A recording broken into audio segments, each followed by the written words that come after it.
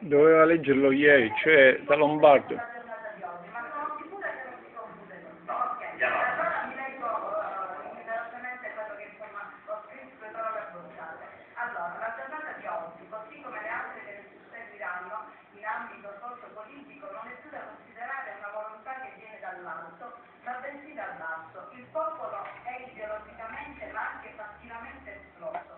Lo ha dimostrato con l'affluenza alle urne per il referendum, perché, malgrado la crisi che lo attanaglia e lo spezza, ha trovato ancora la forza di lottare. Considerando i pochi minuti, voglio semplicemente esprimere il mio pensiero, che non resterà tale. La Sicilia vive ormai con un male incurabile, che si chiama malgoverno, troppa burocrazia, troppo perdite di tempo, abbandono totale dell'individuo, mancanza di istituti di credito siciliani e cosa ancora più grave, questa la scandalizza, le black list.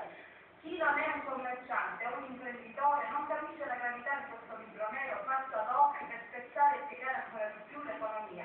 La Sicilia, pensiamo tutti che ha uno statuto speciale, che da solo risolverebbe se fosse attuato in toto i mali del popolo siciliano, ma non è mai stato attuato. Proposte: tutoraggio burocratico, creazione di istituti di credito regionali compartecipati anche attraverso il sistema dell'associazionismo diffuso, abrogazione in Sicilia della black list a parte soggetti che usano la truffa per delinquere, apertura dei casinò come risorsa economica, aiuto all'agricoltura e alla pastorizia, con concessioni di pascoli e terreni demaniali e l'affido di strutture pubbliche da adibire al mercato del contadino in piani di trasformazione. Come vedete,